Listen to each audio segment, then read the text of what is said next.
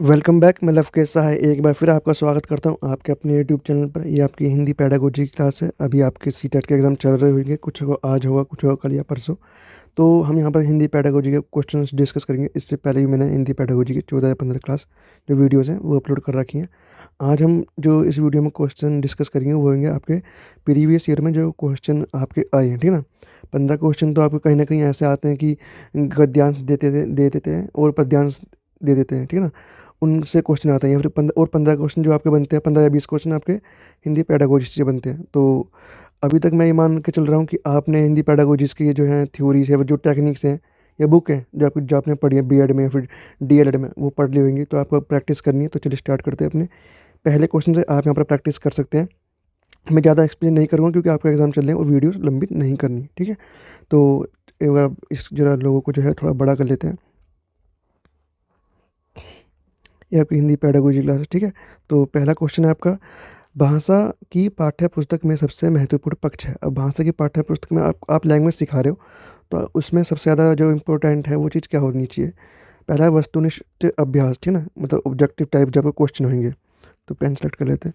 दूसरा ऑप्शन है व्याकरणिक नियमों की सैद्धांतिक व्याख्या। देखो, प्राइमरी लेवल पर व्याकरण की कोई बुक नहीं लगाई गई है, ठीक है।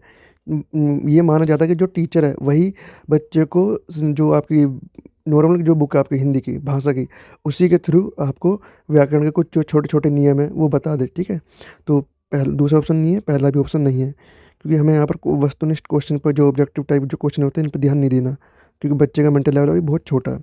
थर्ड ऑप्शन आपका पाठों का उद्देश्यपूर्ण चयन, और फोर्थ ऑप्शन है कागज की गुणवत्ता और छपाई। तो यहाँ पर जो आपका थर्ड ऑप्शन है वो ठीक है, पाठों का उद्देश्यपूर्ण चयन। हमारा प्राइमरी लेवल पर और क्या उद्देश्य होना चाहिए हिंदी पढ़ाने का, है ना, ये कि कुछ उद्देश्य हमने डिसाइड कर लिए और उन्हीं को ध्यान में रखते हुए चैप्टर ऐड किए जाते हैं, ठीक है, ताकि कोई उद्देश्य है पढ़ने का, बोलने का, सुन समझने का, ठीक है ना। तो ऐसे उद्देश्य ही पूरे करने के लिए हम एक एक चैप्टर को ऐड करते हैं कि हमें ऐसी कहानी ऐड करनी चाहिए, बच्चे का इंटरेस्ट क्रिएट हो, बच्चा बोलना सीखे, पढ़ना सीखे, बच्चा किताब पढ़ने के लिए अग्रसर हो। तो ऐसे क्या किया जाए। तो वहाँ पर आपको रंगीन चित्र मिलते हैं बुकों में, छोटे जो बच्चों की जो होती है। तो यहाँ पर आपका जो थर्ड ऑप्शन है वो ठीक होगा और सभी ऑप्शन आपके गलत है।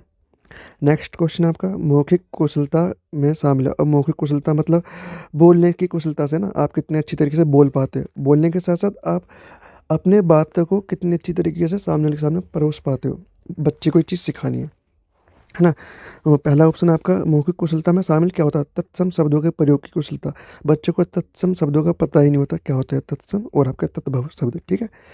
दूसरा ऑप्शन है तीव्र गति से बोलने की कुशलता। देखो, बहुत स्पीड में बोलना ये भी दुखदायक हो सकता है, मतलब दिक्कत कर सकता है बच्चे के लिए। आपके वर्ड पर मिनट यदि ज़्यादा होंगे तो सामने वाले को आपकी बात समझ नहीं आ पाएगी। थर्ड ऑप्शन है बोलते समय दृष्टांतों का प्रयोग करने की कुशलता। दृष्टांत मतलब अपनी आंखों का प्रयोग करना, ठीक है ना, मतलब आप गेस्चर यूज़ कर रहे हो ना, तो इस तरीके से। तो ये भी नहीं है, आप आंखों को हिला रहे हो दृष्टांतों का प्रयोग करने की कुशलता, तो ये भी नहीं होगा। फोर्थ ऑप्शन है विभिन्न प्रकार की औपचारिक अनौपचारिक चर्चाओं में बेझिझक बोलने की कुशलता। मौखिक कुशलता का मतलब यही है कि आप औपचारिक फॉर्मल जो आपका स्कूल है और अनौपचारिक आप कहीं किसी सम्मेलन में गए, किसी माहौल में गए, है ना, किसी रिश्तेदारी में गए, बेझिझक अपने विचारों को सामने रख सके, किसी बात पर चर्चा कर सकें, ठीक है ना। तो ये जो कुशलता बच्चे में विकसित करनी है, तो इसलिए हम यहाँ पर जो इसका जो ऑप्शन नंबर 4 है वो ठीक होगा। नेक्स्ट क्वेश्चन आपका भाषा के कौशल हैं। अब भाषा के कौशल का मतलब कौन कौन सा आपको वो बताना है। पहला ऑप्शन आपका सुनना। दूसरा पहले ऑप्शन में जो 4 ऑप्शन दे रखे हैं वो है सुनना, बोलना, पढ़ना, लिखना। दूसरा ऑप्शन आपका बोलना, पढ़ना, लिखना, समझना। देखो, समझना तो नहीं है, आप नहीं पता है, आप LSRW पढ़ते हो, ठीक है ना। फोर्थ थर्ड ऑप्शन आपका पढ़ना, लिखना, सुनना, समझना। समझना भी नहीं है, और फोर्थ ऑप्शन में यह समझना आ गया और समझना आ गया, तो ये भी नहीं है। तो लिसनिंग, स्पीकिंग, है ना, रीडिंग, राइटिंग। तो यहाँ पर जो आपका फर्स्ट ऑप्शन है वही ठीक होगा। नेक्स्ट क्वेश्चन है आपका बच्चे विद्यालय आने से पहले। अब विद्यालय आने से पहले कोई भी भाषा बोल नहीं सकते। देखो, कोई भी भाषा बोल नहीं सकते, ये गलत है ना। वो अपनी मातृभाषा सीख आते हैं। सभी भाषा पढ़ सकते हैं, पढ़ नहीं सकते। सभी भाषा पढ़ भी नहीं सकते और सभी भाषा बोल भी नहीं सकते ना। वो अपनी मातृभाषा है वो बोल सकता है, या फिर एक लैंग्वेज और बोल सकता है कि हाँ कोई और लैंग्वेज और जो आसपास के उसके एनवायरनमेंट में चलती है, ठीक है ना, लोकल लैंग्वेज, वो बोल सकता है। लेकिन सभी भाषाएं पढ़ सकते हैं, ये गलत होगा। सब कुछ लिख सकते हैं, तो यहाँ पर लिखा हुआ जो लिखे गलत लिखा हुआ है, सब कुछ लिख सकते हैं, गलत। सब कुछ नहीं लिख सकते, उन्हें लिखना नहीं आता, बेशक उन्हें बोलना आता हो अपनी मातृभाषा। फोर्थ ऑप्शन है अपनी बोल चाल की भाषा के मतलब अनुभवों से लैस होते हैं। मतलब जो उसकी पेरेंट्स मदर टंग होती है, या फिर जो उसके एनवायरनमेंट में किसी किसी भी पर्टिकुलर चीज़ को, पेंसिल हो, रबड़ हो, चौकी हो, है ना, या पेड़ हो, फल हो, घोंसला हो, इनको उनकी मदर लैंग्वेज में, उनके आसपास के अनुभव, उनके आसपास के एरिया में, उन सभी चीज़ों को जो जिस नाम से संदर्भित किया जाता है ना, वो उसी भाषा को सीखते हैं ना। तो उसी भाषा के शब्दों को सीख कर आते हैं स्कूल में, और उन्हीं जो भाषा के जो शब्द हैं उन्हीं को यूज़ करते हैं। जो पेंसिल के लिए वो कुछ और यूज़ कर सकते हैं। गाँव में आपने देखा होगा कि गाँव में जो है बहुत सारे शब्दों को यहाँ के कंपैरिजन में अलग नाम से संदर्भित किया किया जाता है। तो वही बात है यहाँ पर। तो यहाँ पर जो आपका फोर्थ ऑप्शन है वो ठीक होगा। नेक्स्ट क्वेश्चन आपका, किस तरह के परिवेश में, थोड़ा सा छोटा कर लेते हैं, किस तरह के परिवेश में बच्चों का भाषा विकास अपेक्षाकृत बेहतर होता है? मतलब ऐसा कौन सा परिवेश है जिसमें बच्चों का जो विकास है वो ज़्यादा औरों के कंपैरिजन में, और कंपैरिजन में मतलब ऐसा, कोई बच्चा ऐसे एनवायरनमेंट में बैठा है जहाँ पर लैंग्वेज का यूज़ ही नहीं हो रहा, ठीक है ना, उसको बोलने का मौका नहीं दिया जा रहा, चर्चा ही नहीं की जा रही, है ना। तो इसके कंपैरिजन में एक जगह ऐसा एनवायरनमेंट मिला और दूसरी जगह ऐसा मिला जहाँ पर बच्चे को चर्चा करने के लिए बुलाया जा रहा है, उससे पूछा जा रहा है, उसकी अभिव्यक्ति पूछी जा रही है कि हाँ तेरे दिन में आज स्कूल में दिन कैसा गया, मैडम ने कुछ कहा है, मतलब बहुत सारी चीज़ें हैं। तो कौन सा एनवायरनमेंट अच्छा होगा? पहला ऑप्शन आपका एकल परिवार, जहाँ माता पिता मानक भाषा का प्रयोग करते हैं। दूसरा संयुक्त परिवार, जहाँ परिवार के सभी सदस्य बच्चों के साथ निरंतर अंत्यक्रिया करते हैं। थर्ड ऑप्शन आपका आधुनिक तकनीक से लैस कक्षा, जहाँ भाषा प्रयोगशाला का निरंतर प्रयोग किया जाता है। या फिर आपका जो है फोर्थ ऑप्शन, शिक्षक द्वारा मानक भाषा का प्रयोग। तो यहाँ पर जो आपका देखो, शिक्षक द्वारा मानक भाषा का प्रयोग नहीं होगा, नहीं माता पिता, एकल परिवार में जो माता पिता बोल रहे हैं मानक भाषा, उसका भी प्रयोग नहीं है, नहीं आधुनिक तकनीक से लैस आपकी प्रयोगशाला होगी, ठीक है ना, भाषा की प्रयोगशाला। यहाँ पर सेकंड ऑप्शन आपका ठीक होगा कि यहाँ पर संयुक्त परिवार रहता है ना। आपको पता होगा संयुक्त परिवार किसे कहते हैं, और उसमें बच्चे से निरंतर अंतःक्रिया की जाती है। जो संयुक्त परिवार है तो परिवार में सदस्यों की संख्या ज़्यादा होगी, वो ज़्यादा इंटरेक्ट करेंगे बच्चे से, ठीक है। तो ऐसे बच्चे को बोलने का मौका ज़्यादा मिलेगा, और उसका जो भाषा का जो विकास है वो बेहतर तरीके से होगा और के कंपैरिजन में। यहाँ पर तीन ऑप्शन दे रखे, इनके कंपैरिजन में। नेक्स्ट क्वेश्चन आपका, सुनना कौशल में शामिल है, और सुनने कौशल में क्या शामिल है आपको वो बताना है।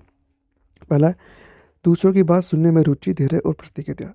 तो आपको देखो, दूसरे की बात सुनने में रुचि रखनी है, पेशेंस के साथ दूसरे की बात को सुनना है ना, और फिर उसके बाद सुनने के बाद आपको सही सोच समझ कर प्रतिक्रिया देनी है। ये नहीं कि आपने दूसरे की बात सुनी, रुचि भी है और धैर्य से सुना भी है, लेकिन आप प्रतिक्रिया ही गलत दे रहे हो। प्रतिक्रिया गलत क्यों दे रहे हो? क्योंकि पीछे आपने या तो धैर्य में कमी करी है, या फिर आपने समझने में कमी करी है, ठीक है ना। सुनने में रुचि कम थी, तो रीज़न कुछ भी हो सकता है। इन तीनों चीज़ों का ध्यान रखना है। पहला ऑप्शन आपका सही है। दूसरा ऑप्शन है प्रश्नों को ध्यानपूर्वक सुनने की क्षमता का विकास, गलत। शांतिपूर्वक सुनना, तो शांतिपूर्वक कोई नहीं सुनता। शांतिपूर्वक यदि सुन भी लिया तो इसका मतलब यह है कि वो सुन ही नहीं रहा, वो आपको प्रतिक्रिया गलत देगा। और फोर्थ ऑप्शन है सुने हुए शब्दों की केवल पुनरावृत्ति, तो गलत। नेक्स्ट क्वेश्चन आपको, किस प्रकार का प्रश्न प्राथमिक बच्चों की भाषा क्षमता का आकलन करने में सर्वाधिक सक्षम है? किस प्रकार के प्रश्न बच्चे की जो भाषा की जो क्षमता है कि बच्चा भाषा पर कितनी पकड़ बना चुका है, ठीक है ना। अब इस बात का कैसे पता चलेगा? आप क्वेश्चन पूछोगे, बच्चा जितने अच्छी तरीके से शब्दों का प्रयोग कर रहा है, जिस तरीके से कर रहा है ना, एक सीक्वेंस में कर रहा है, व्याकरण का शब्द, व्याकरण एक सिद्धांत के अकॉर्डिंग वो सही है, ठीक है ना। बच्चे को नहीं पता है व्याकरण क्या है, लेकिन वो सीक्वेंस में बोल रहा है, ठीक है। तो वो आपको पता किस प्रकार के प्रश्न से चलेगी। कहानी को दोहराना, तो कहानी को दोहराने से ये पता नहीं चलेगा, ठीक है, कि आपने कोई कहानी बताई और बच्चे ने वही दोहरा दी, तो ऐसा नहीं है। तो ये ऑप्शन आपका गलत होगा।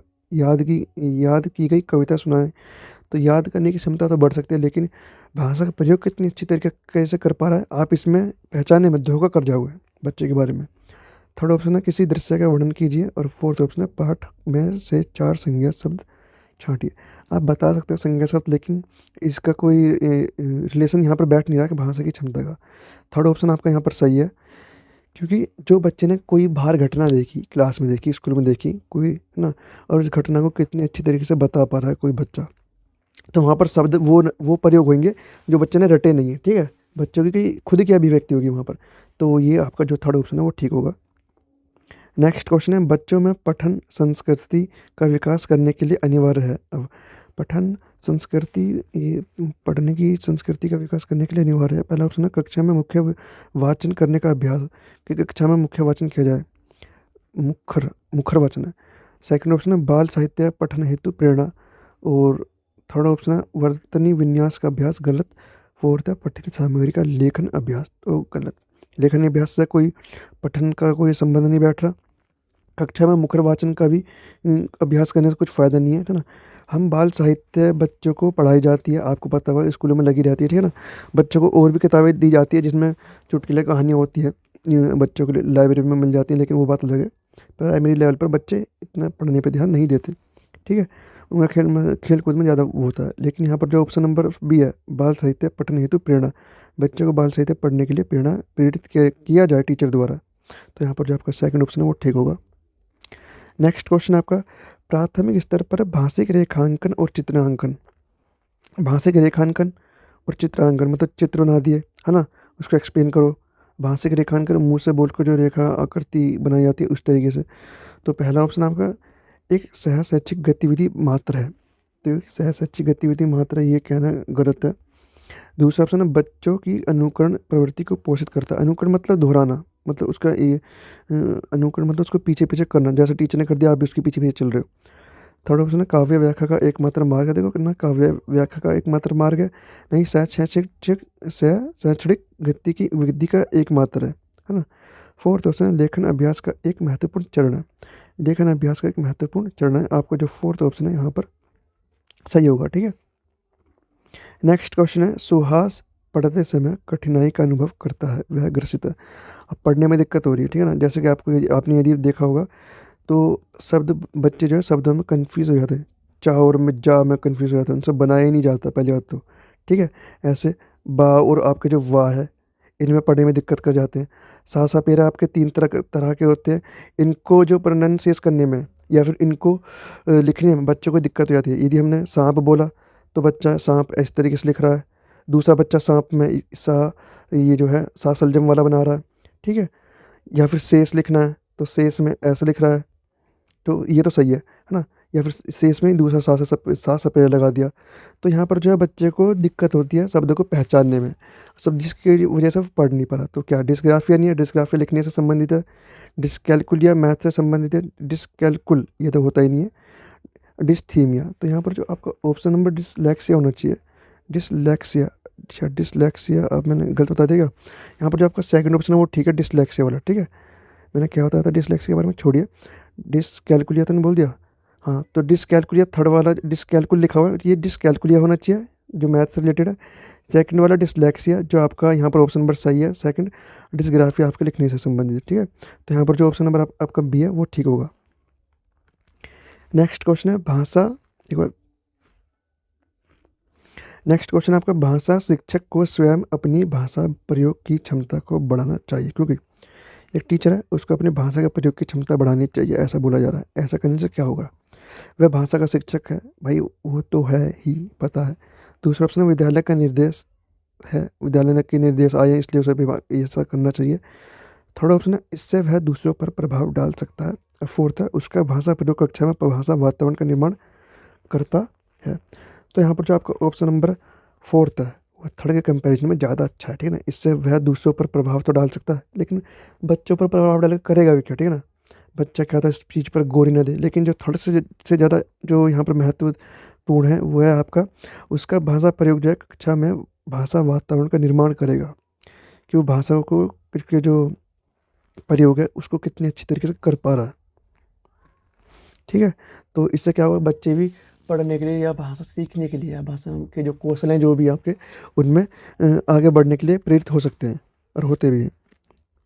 नेक्स्ट क्वेश्चन है आपका, भाषा अर्जन और भाषा अधिगम में मुख्य अंतर है। अब भाषा अर्जन और भाषा अधिगम में मुख्य अंतर किस चीज़ का है आप बताइए। देखो हम दोनों चीज़ का प्रयोग क्यों करते हैं, है ना। यदि दोनों सेम है तो हम फिर भाषा, अगर दोनों सेम है तो हम इसका प्रयोग क्यों नहीं करते हर जगह, हम इसका प्रयोग क्यों करते हैं, या फिर इसका प्रयोग क्यों नहीं करते हर जगह, इसका क्यों करते हैं, ठीक है ना। तो इन दोनों के अलग अलग महत्व है, इनकी अपनी अपनी विशेषताएं, इसलिए हम इनका भाषा अर्जन और भाषा अधिगम अलग अलग करते हैं, ठीक है।